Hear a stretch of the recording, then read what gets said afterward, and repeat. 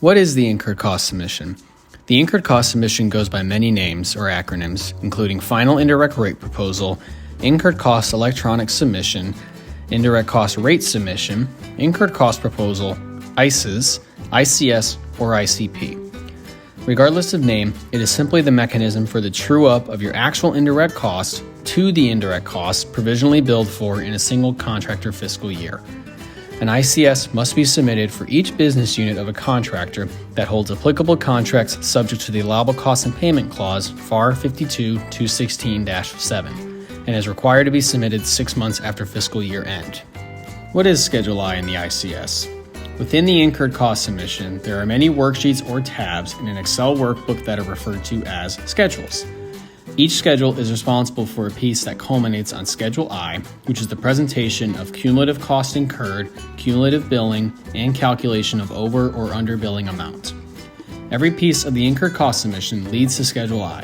All the contract costs presented on Schedules H and K, and all the indirect rates calculated in Schedules A through E are represented in the over or under billing amount that is presented on Schedule I. Why does Schedule I matter? Schedule I is important because it is the place in the incurred cost submission that shows each project's over or under billed amount.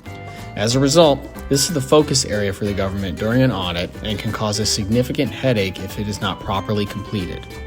When completing Schedule I and the incurred cost submission as a whole, it is crucial that the projects are presented at the correct billing level and not the level that costs are tracked at internally. It is perfectly okay to track costs internally at a different level, but the accounting system needs to be able to present the cost for each project at the billing level that is stated in the contract. If a contract has multiple task orders with projects that have multiple contract types, the projects need to be segregated in the incurred cost submission by their contract type. For example, if a project at its top level has a mix of cost plus and fixed price projects, the cost plus projects need to be separately presented in the incurred cost submission from the fixed price projects. This is because Schedule I only presents cost-type contracts and time and material contracts. If the project is presented at the top level and including both cost-plus and fixed-price billings, but only including the cost-plus costs per Schedule H of the ICS, it can show a massive overbilling to the government for the cost-plus project when that is not the case. This same process of separating the different project types applies when rolling forward prior year costs from prior incurred cost submissions. If a project has prior year costs that are cost plus and fixed price, they need to be segregated in the current year incurred cost submission. It is also important that billings are tracked throughout the fiscal year at the project level that will be presented in the incurred cost submission. Doing so will significantly increase the efficiency of finding the correct invoices for the projects at the billing level in Schedule I. If there are significant over or under billings on Schedule I, it is important to understand the cause before the government audits or reviews the incurred cost submission. There are a number of reasons that could be causing over or under billings. Is it a timing delay with invoices in the end of the fiscal year?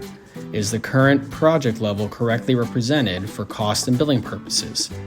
Does the contract have any rate caps or contractual limits that need an adjustment? Is there a significant difference between the provisional billing rates and the actual rates that are calculated by the ICS? All of these are potential causes for over or under billing issues, and the bottom line is that it is important to uncover the over or under billing issues before the government notices. At the end of the day, Schedule I is the most important part of the incurred cost submission in the eyes of the government, and they will pay very close attention to the presentation of the cumulative costs and cumulative billings for each project.